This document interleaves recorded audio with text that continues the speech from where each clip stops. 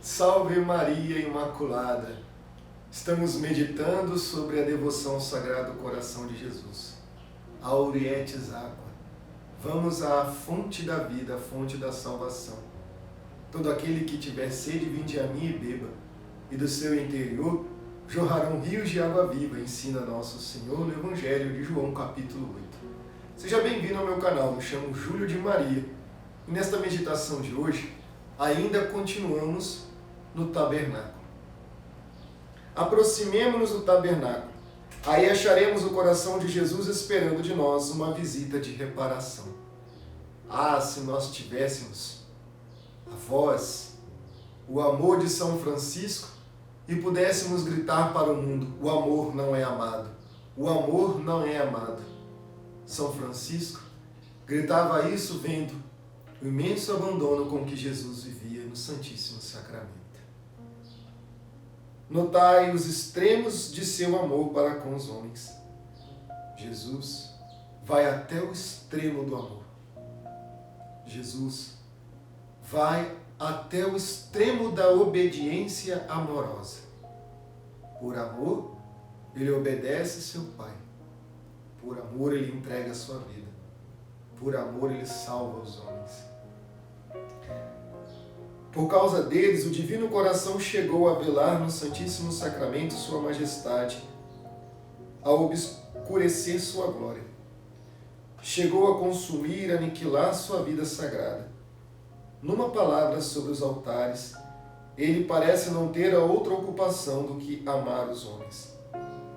Mas que reconhecimento lhe testemunham esses homens ingratos, esses corações ingratos?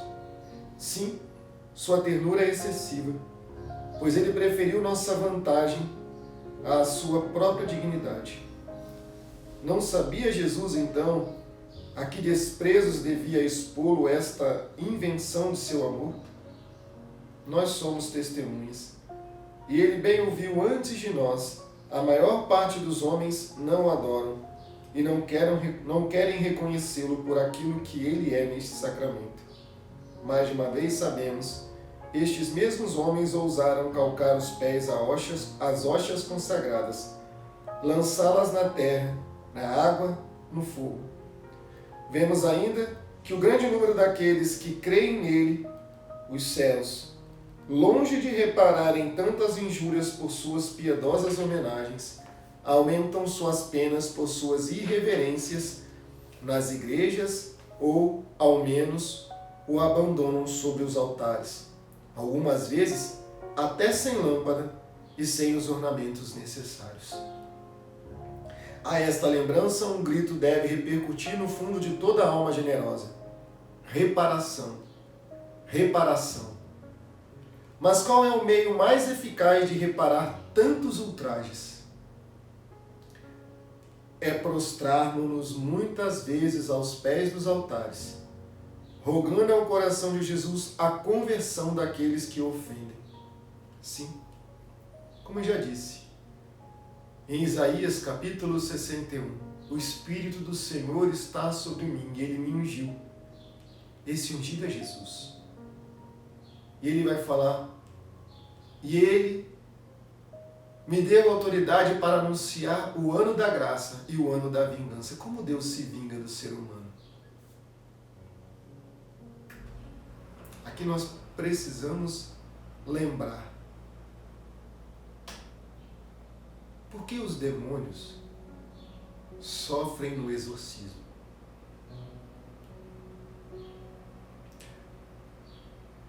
Porque eles não acreditavam no Deus amor. No seu orgulho, na sua desobediência. E quando Deus comunica novamente amor para com aquela alma oprimida, isso causa terror aos demônios. Deus não pode se negar. Deus não quer o sofrimento. No entanto, os demônios que antes eram seres espirituais dotados, e ainda hoje, de profunda inteligência, e tinham toda a inteligência, para eles não há mais conversão. Por isso ele utiliza da sua astúcia sedutora para provocar a partir do gênero humano muitas ofensas a Deus. Como foi dito, roubam os sacrários, jogam por terra as santíssimas hóstias, a água, o fogo, profanam. As sociedades secretas celebram missas negras, cometem verdadeiros absurdos. Alguns rituais das sociedades secretas que, a fim de ultrajar, profanar Jesus, a sua presença augusta no Santíssimo Sacramento, introduzem a hóstia consagrada nas genitálias das mulheres, que são deitadas nuas sobre altares, e ali se celebra aquilo que chama a missa negra. Promovem adorações contínuas a Satanás. Sim, manifestações públicas de adoração a Satanás. Mas nosso Senhor, na sua tentação, mostrou como deve se vencer as tentações. E até indico, você pode procurar aí na internet, um livro antiquíssimo chamado Tratado das Tentações. Uma belíssima obra, onde o autor vai nos ensinar das artimanhas do demônio para seduzir o gênero humano. Visitar o Santíssimo Sacramento e suplicar para que Deus se vingue dessas pessoas que muito lhe ofendem. De que modo? Amando-as. É por amor que uma alma devota se recolhe aos pés do sacrário, suplicando a conversão do mundo. E esta alma devota, movida pelo amor divino, chega ao coração de Jesus e ele se encarrega de aplacar a cólera, a ira, com amor. O verdadeiro arrependimento vem no entendimento claro, cristalino, de que mesmo tendo ofendido, recebemos aquilo que não merecemos. Mesmo tendo muito ofendido a Deus, recebemos de Deus aquilo que não merecemos. E nós olhamos para Ele e vamos falar o que o apóstolo Paulo vai nos dizer. O amor de Deus nos constrange. O amor de Deus nos agride. O amor de Deus vem e me esmaga. Porque o amor de Deus atinge as minhas entranhas e vai na raiz do meu pecado para me mostrar que mesmo apesar do meu pecado, mesmo eu sendo muitas vezes agindo como um verdadeiro sem vergonha, Ele me ama.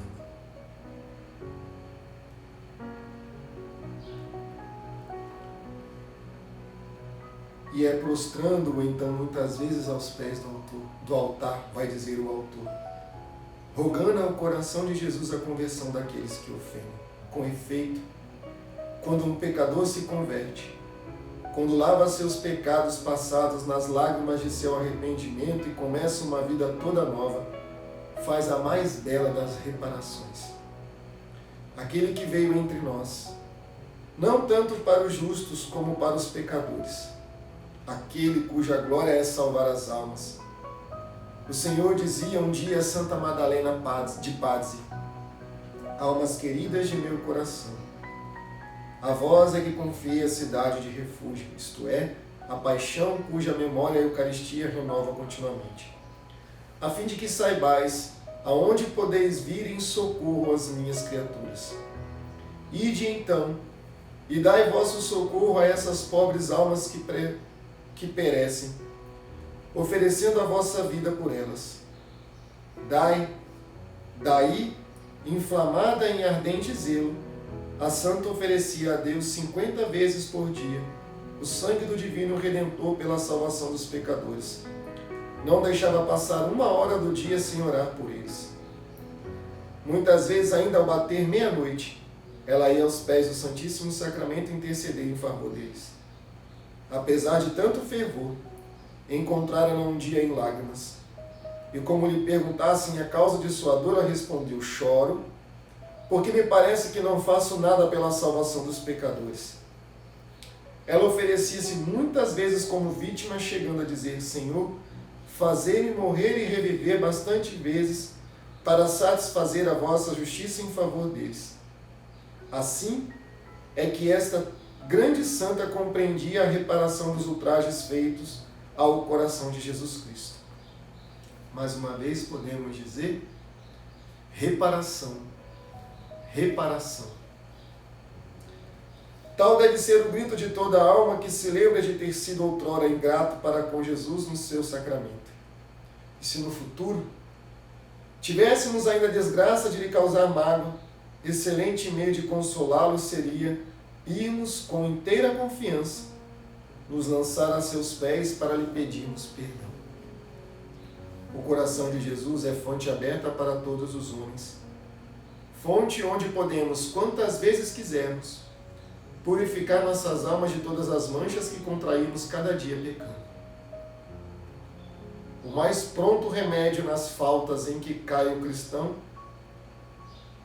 é recorrer logo ao Sagrado Coração de Jesus e no Santíssimo Sacramento. A prática, então, para esta devoção, ou para este momento, para este dia, nas minhas visitas de cada dia ao Santíssimo Sacramento, farei reparação ao Sagrado Coração de Jesus pelos pecados que os homens e eu mesmo cometo contra eles. Principalmente por tantos sacrilégios que nascem, que é da falta de sinceridade na confissão, que é da falta de verdadeira conversão. Darei muitas vezes como reparação a seguinte oração jaculatória: meu Jesus, misericórdia. Você pode repetir isso agora. Meu Jesus, misericórdia. Meu Jesus, misericórdia. Você pode rezar assim, colocando o seu pensamento no sacrário em diversos momentos durante o dia. Meu Jesus, misericórdia. Meu Jesus, misericórdia. Também, queridos irmãos, quero trazer para você um conteúdo da vida dos santos, os santos no Sagrado Coração. São Tomás de Aquino continuou a devoção ao sagrado, que é exemplificada quando ele coloca seu dedo no lado de Cristo e acredita. Os padres da Igreja também comentaram sobre o Sagrado Coração. Santo Irineu de Leão escreveu: a Igreja é a fonte da água viva que flui a nós do coração de Cristo. São Justino, mártir, escreve: nós, cristãos, somos o verdadeiro Israel que brota do lado de Cristo, pois somos esculpidos de seu coração como se fosse de uma rocha. Jesus escreveu nesses nomes em seu coração, assim como Santa Catarina de Sena e Santa Teresa d'Ávila.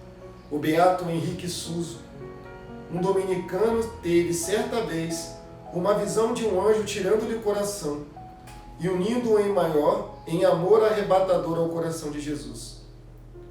O monge cartucho Ludolfo de Saxônia escreveu: o coração de nosso Senhor foi ferido com a ferida do amor por nós, de modo que, amando-o de volta, podemos entrar através daquela ferida aberta em seu coração e lá vivermos inflamados pelo seu amor. Assim, Como ferro colocado ao fogo se torna incandescente, Santa Catarina de Sena disse um dia a Nosso Senhor: doce e imaculado Cordeiro, tu já estavas morto quando o teu lado foi transpassado.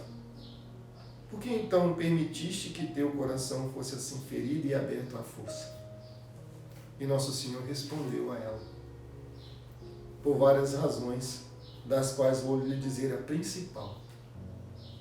Meus anseios em relação à raça humana eram infinitos e o tempo de sofrimento e tortura estava no fim. Como meu amor é infinito, eu não poderia, então, por esse sofrimento, manifestar-lhe o quanto os amo. É por isso que eu quis revelar-lhes o segredo do meu coração, deixando-lhes vê-lo aberto, para que vocês possam melhor entender que eu os amei muito mais do que eu lhes poderia provar por um sofrimento que estava por terminar. Tomás de Kempis contempla o mistério do coração dilacerado, dizendo: entre então minha alma no lado do Senhor crucificado. Passe através da santa chaga diretamente para o amoroso coração de Jesus, que por amor foi ferido pela lança, que tu possas repousar nas fendas da rocha, livre dos perigos do mundo. Muitos protestantes têm uma grande consideração pela devoção ao Sagrado Coração. Em 1642, Thomas Golden, um protestante puritano, publicou um livro sobre o Sagrado Coração, que mais tarde foi reimpresso por John Wesley, o fundador dos metodistas. Tudo o que podemos dizer é: coração na cruz, coração na cruz. A devoção ao Sagrado Coração de Jesus vai estabelecer no mundo, de modo muito particular. Eu quero trazer aqui uma mensagem de uma aparição a Nossa Senhora do nosso século passado, do século XX, chamada Aparição de Nossa Senhora da América, onde Jesus falou a ela: Nossa Senhora da América, sobre a crise na igreja e a crise na família. Vai falar do seu coração. Eu não sou amado nos lares. E porque não sou amado, a Santíssima Trindade se recusa a morar lá. Não ensinam as crianças a me amarem, porque aqueles que têm autoridade sobre elas não têm tempo ou paciência para isso. E olha que duro isso. Ai dos pais que dão mau exemplo a seus filhos. Seu julgamento será terrível. Pedirei contas severas de cada alma que estiver confiada aos seus cuidados. Ai dos pais que ensinam seus filhos como ganhar materialmente neste mundo e deixam de prepará-los para o próximo. Ai dos filhos que desobedecem e desrespeitam seus pais. Honra teu pai e tua mãe, quanto a isto serão julgados severamente. Abençoados sejam os lares que honram o meu nome e o nome de meu pai. Abençoados sejam os lares onde eu sou amado, pois lá habita a Santíssima Trindade. Abençoados sejam pais e filhos que prepararam uma morada para Deus em seus corações. E nesta aparição de Nossa Senhora da América, que aconteceu nos Estados Unidos e é aprovada pela Igreja, e uma aparição que não é conhecida, por nós, quero trazer a vocês. Deus quer conceder grandes graças, pois estamos num tempo de preparação, um tempo da purificação, onde acontecerá o triunfo e o reinado do doloroso e imaculado coração de Maria, do eucarístico e sagrado coração de Jesus. Eles estão unidos para experimentar o seu amor. Sim, eles estão unidos. E na experiência do amor desses corações, eles derramam amor sobre a humanidade. Precisamos lembrar que a Sagrada Escritura vai trazer o coração como símbolo da pessoa. Quando a pessoa vai dizer: eu estou com um coração triste, com um coração apertado, o que a pessoa quer dizer? Ela inteira está assim. E utilizamos o coração como esse símbolo. O coração é o símbolo da pessoa inteira.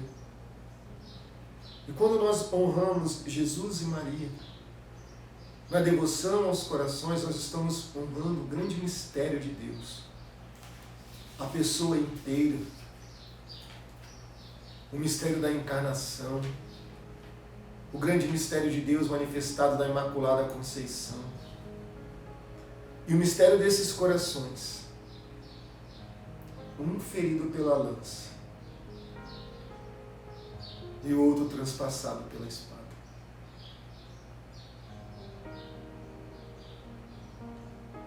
Um sofrendo na realidade física e o outro sofrendo na alma.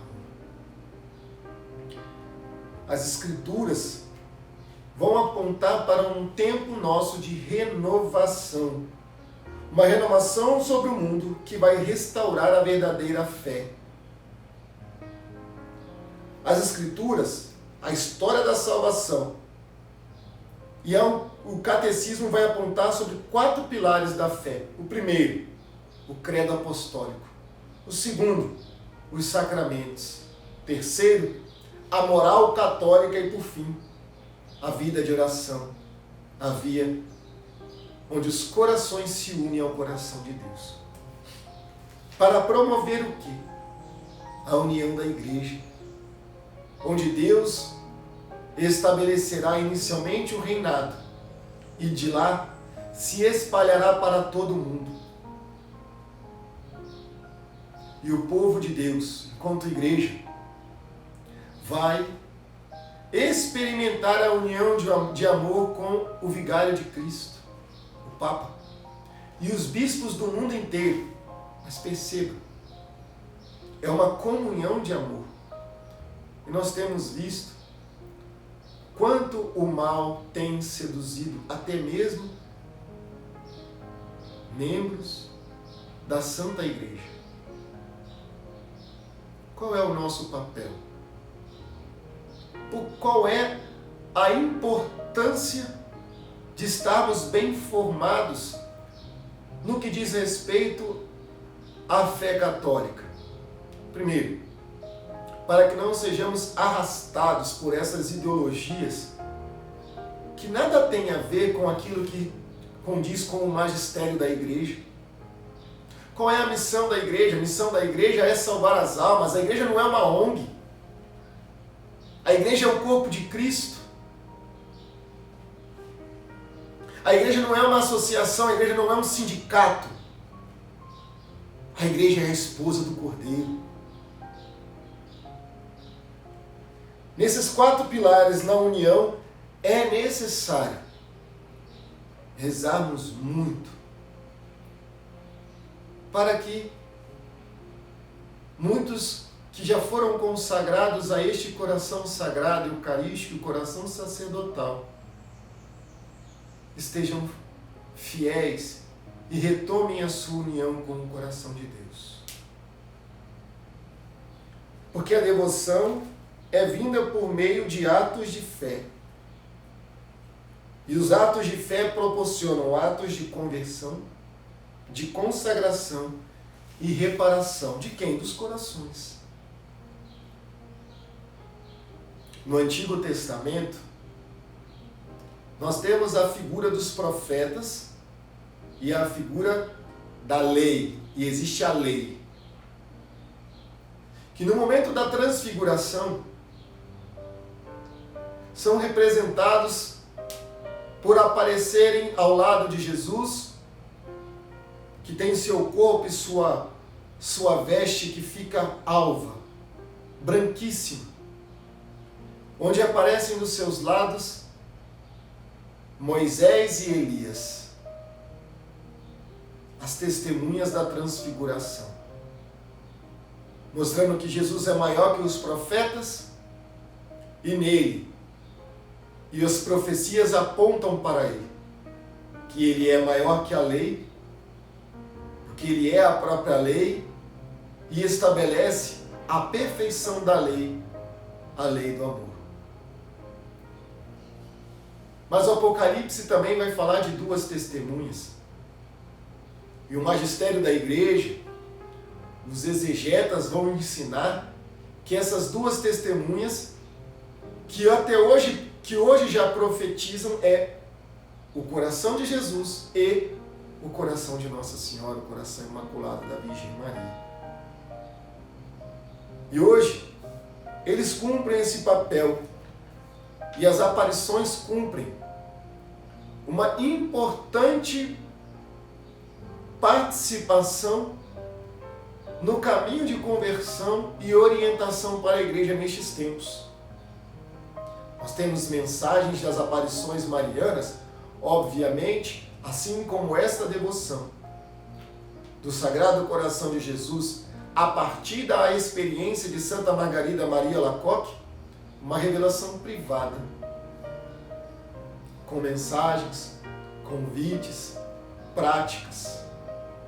Também nas aparições marianas, La Salete, mensagens diretamente direcionadas aos consagrados, ao Papa, aos bispos, aos padres. A mensagem de Fátima, esta mensagem Nossa Senhora da América, aparições que provocam transformações profundas, como ainda ocorrendo em Medjugorje, aparições como Garabandal, que retomam agora o processo de avaliação da igreja. A igreja está olhando para essas aparições. Então, é importante que nós conhecemos esses fatos. É importante que nós tomemos contato com as mensagens. E se produz algum fruto de conversão, bendito seja Deus, está válido. E se a igreja chegar lá na frente e apontar e disser, não, não é, já produziu frutos de conversão. Porque estamos num momento de preparação, de uma grande purificação da terra. Assim como uma alma precisa se confessar para receber Jesus, a pessoa precisa se confessar para comungar Jesus, a face da terra também passará por uma renovação para que aconteça, se concretize o reinado dos corações. Aqui estamos num ponto crucial da história. E se você já percebeu, é basilar as pequenas diferenças, porque a igreja crê na adoração da divindade e na humanidade de Jesus. E desde os primeiros séculos é assim. Perceba o que eu falei. São Justino Marte, Santo Irineu de Leão, século III, século IV. Mas nós vamos perceber que a primeira devoção do coração de Jesus foi de Nossa Senhora. O primeiro a viver a devoção, João, um discípulo amado. Nós temos na tradição da igreja de que quando Jesus, falando das crianças, coloca uma criança no colo e vai falar, quem não tiver o coração como o de uma criança, não entrará no reino dos céus. A tradição da igreja vai ensinar que aquela criança futuramente se tornará um grande santo, Santo Inácio de Antioquia, o primeiro a utilizar o nome cristão. Século II, final do século I, século II, discípulo de São Pedro. Inácio de Antioquia vai então participar dos momentos da apologia. Vai participar do momento onde há a necessidade de se debater sobre a pessoa de Jesus, e desde esse instante, onde há a necessidade de responder quem é Jesus, próprio daquilo que o evangelista Marcos quis responder ao apresentar, ao escrever o Evangelho, 16 capítulos, quem é Jesus? quis mostrar ali a sua natureza divina, mas a sua natureza humana e a sua substância divina. Ele é um com o Pai. Por isso, adoremos o Verbo. Adoremos e voltemos então para a nossa piedade eucarística. Porque o tempo é de renovação. Jesus é Deus, digno da adoração. Sua presença, e Ele está inteiramente no Santíssimo Sacramento do altar, no tabernáculo, prisioneiro do amor. O Catecismo da Igreja Católica vai ensinar que Jesus já conhecia a mim e a você no ato, no momento da sua paixão. Já conhecia o meu pecado e já conhecia o seu pecado. O Papa Pio XII vai nos dizer: nós não podemos alcançar o coração de Deus senão pelo coração de Jesus. Sim, porque Jesus é o único mediador entre Deus e o homem, Jesus Cristo, o homem. Deus quer nos dar e nos revelar aquilo que está no recôndito do coração de Jesus. Nosso Salvador, do alto da cruz, disse a João: Filho, eis aí a tua mãe, et mater tua. E assim como nós recebemos da igreja o ensinamento de que ali em João está concentrada a humanidade por um grande mistério, também está concentrada a humanidade no mistério do coração de Jesus, ao reclinar a cabeça no peito. Aqui não é um ato de ousadia. Aqui é um segredo e um mistério que este coração aponta para nós, nos chama. Vinde. E Ele quer revelar a você, te tornar um discípulo do amor, fazer de você uma alma caridosa, ardente na caridade, para que possa se consumir no amor de Deus. O coração de Jesus é o Santo dos Santos. O coração de Jesus é o tabernáculo, é o esconderijo, é o escondimento dos santos. São Boaventura vai ensinar: quem não amaria o coração dilacerado de Jesus? Ele muito nos ama.